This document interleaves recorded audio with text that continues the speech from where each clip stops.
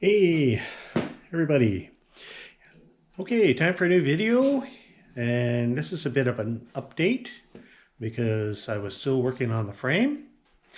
I'm almost 100% done. How about 99% done right now? There's just a few little details to look after, like the jack on the front. So let's show it to you here. Anyways, and I'm going to explain what I've done. First of all, let's say very importantly here, new bumper on the back. This is a 3x3 and it's 3/16 thick steel. So this will not bend when I'm going to put the spare tire is going to go right there. It won't bend. I've put extra little braces here. I also filled in the ends so that the tube won't fill full of crap going down the road. And I also, this license bracket was back here a little ways. I've moved it onto the bumper. It's just better to tack it on there. It's very sturdy. Now the other big thing here is the axle. This is a brand new axle with 7-inch brakes on it now and an easy lube hub, and everything's brand new, right?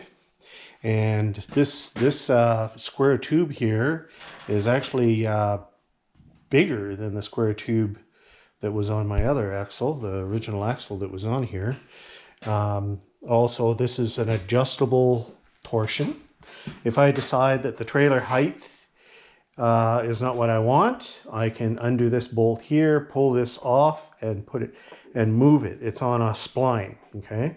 So that's kind of cool. This is also a 2,000-pound axle instead of the 1,500 that they had. And you're gonna notice some loom here, right? So there's your brake wires here. And this is the way I did it on the last Surfside. I think this trailer lends itself beautifully to this. Basically, we're going to loom the wire. There's only 2 wires, right? From there, and it goes into the frame right here, okay? And it goes all the way to the front in the tube of the frame. Both sides do the same thing. You can see over there that that one's going into the frame there too. So this to me keeps these wires away from where they can get snagged on something. Still allows the flexibility for the suspension. Not going to chafe the wire because now we're inside a loom, and we did, twist tie right on there. Anyways, very safe. So the rest of the frame is original. Like this is all this is what the thing I like about the Surfside frame is that they've used C-channel here. This is a heavier C-channel right here in the middle. This is where the body goes up and then makes it step up for the dinette. So you can see there's an extra C-channel back there, and everything is well supported, okay? So the floor where you're walking, this would be coming in the door here. Everything is supported on that floor, and it's 3/4 plywood, and it's got the fiberglass body underneath it. So I like these frames. They're way nicer than a boulder frame. Now, some people have said, oh yeah, well, look at this. They put a curve in the frame here. They bent it. They bent it right here, and it goes up. And then it's bent right there. Guess what? Never found a crack in here. This is a 47-year-old frame.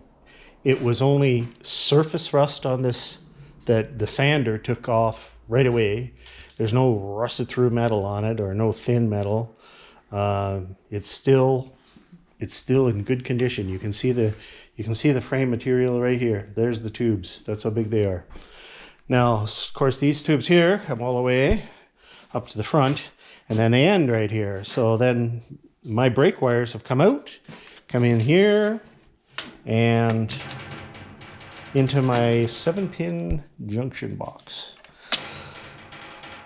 So from this box, the plug for the vehicle will be going in here.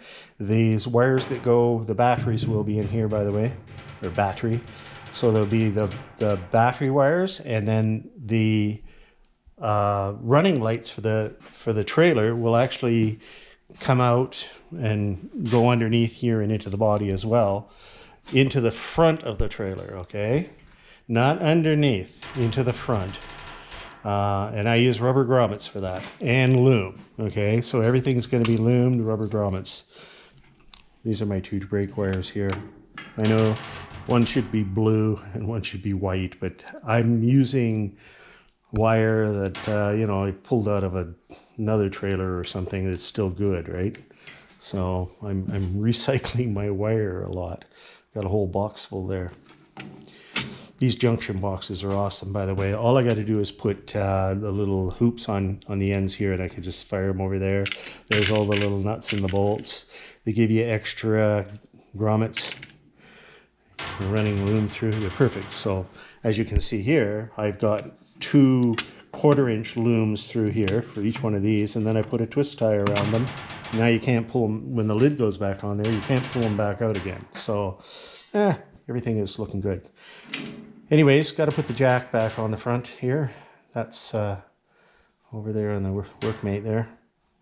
And this is this box is just sitting here, by the way. This is approximately where it's going to go. So it takes up a lot of space. I may be able to slide it back, you know, to the edge of this here, but really, I think that's where she's going. So there you go. So that's the frame. That's where I'm at right now. It's going to stay up here on the lift table. The wheels will go back on it, and when I drop the lift table down, the wheels will lift the frame off the table. So, and then at that point, that'll be when it goes back underneath the body again. But I've got a lot of work to do still on the underside of this body and on the wheel wells of the body to get it ready. Okay.